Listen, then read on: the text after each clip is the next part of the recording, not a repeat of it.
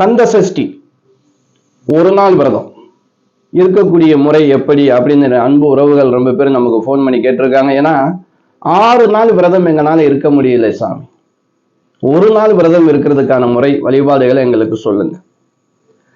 இந்த ஒரு நாள் விரதம் இருக்கக்கூடிய நாள் நம்ம பார்த்தோம் அப்படின்னா 27/10/2025 திங்கட்கிழமை சூரசம்ஹாரம் அன்றுதான் நம்ம ஒரு நாள் விரதம் இருக்க போறோம்.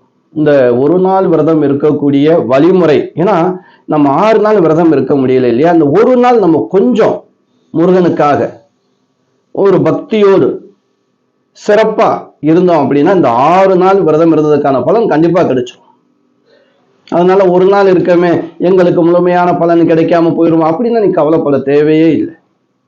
நான் சொல்லக்கூடிய இந்த வழிமுறையை நீங்க கண்டிப்பா கரெக்டா ஃபாலோ பண்ணி அப்படின்னா 100% உங்களுக்கு இந்த கந்த சஷ்டி விரதத்துக்கான பலன் கிடைக்கும். நீங்க எதை வேண்டி முருகப்பெருமான் கேட்குறீங்களோ கண்டிப்பா அடுத்த கந்த சஷ்டியில அது உங்களுக்கு கை கொடுத்துரும், அதுக்குள்ள கொடுத்துரும் உங்களுக்கு வெற்றி. அதுல எந்த ஒரு மாற்றமும் இல்லை. சரி, கந்த சஷ்டி ஒரு நாள் விரதம் இருக்கக்கூடிய முறையை நம்ம பார்க்க போறோம். அடுத்து இந்த ஒரு நாள் விரதம் இருந்தாலும் சரி, 6 நாள் விரதம் இருந்து வந்தவங்களா இருந்தாலும் சரி, நிறைவு செய்வது எப்படி, இந்த கந்த சஷ்டி விரதத்தை முடித்துக் கொள்வது எப்படி, எந்த நேரத்துல முடித்துக் கொள்ளலாம், முடித்துக்கொள்ள நேரத்துல அந்த கந்த சஷ்டி நம்ம விரதத்தை முடிவு செய்யக்கூடிய நேரத்துல நம்ம என்னென்னலாம் செய்யணும் அப்படிங்கிறத ஒரு முழுமையா அந்த வீடியோல பார்த்துடலாம். இப்போ ஒரு நாள் கந்த சஷ்டி விரதம் இருக்கிறவங்க 27/10/2025 திங்கட்கிழமை அன்னைக்குன்னு அதிகாலை 4:30 மணியிலிருந்து 5:30 மணிக்குள்ளாக நீராட வேண்டும், குளிக்கணும். குளிச்சதுக்கு பிறகு வீட்டுல விளக்கு ஏற்றி வச்சுட்டு முருகப்பெருமான வழிபாடு செய்ய வேண்டியன்னா உங்க வீட்டுல முருகப்பெருமான் திருவுருவ படம் கண்டிப்பா இருக்கும், விக்கிரகம் இருக்கும், வேல் வழிபாடு இருந்தாலும் சரி. அப்படி விக்கிரகமா இருந்தா ஒரு பாலாபிஷேகம் பண்ணி எல்லாம் ரெடி பண்ணி வச்சுக்கிறோங்க. முருகப்பெருமானுக்கு நல்ல வாசனையான மலர் சாத்தி வச்சுக்கிறோங்க. கந்த சஷ்டிய பாராயணம் செய்யுங்க, இல்ல காது குளிர கேளுங்க.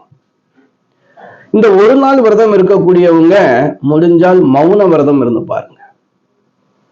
பேசாம காலையில் 6 மணியிலிருந்து சூரசம்ஹாரம் முடியும் வரை பேசவே கூடாது.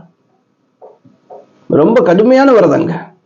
உணவு முறையில அப்புறம் மௌன விரதம் அப்படின்னு சொல்லக்கூடியது அதிசக்தி வாய்ந்த ஒரு விரதத்தினுடைய பலனை நமக்கு கொடுக்கும். அப்படித்தான் இந்த கந்த சஷ்டியில சூரசம்ஹாரம் அன்று ஒரு நாள் விரதம் இருக்கிறவங்க மௌன விரதமாக இருந்து வழிபட்டால் நம்ம இந்த வீடியோவை நீங்க முழுமையா பார்க்கலாம் அப்படின்னா இந்த வீடியோவுக்கு கீழே நான் லிங்க் கொடுக்குறேன். ஒரு சின்ன பிளே பட்டன் தெரியும், அதை நீங்க டச் பண்ணி பாருங்க, வீடியோக்குள்ள போகும். முழுமையான வீடியோ உங்களுக்காக.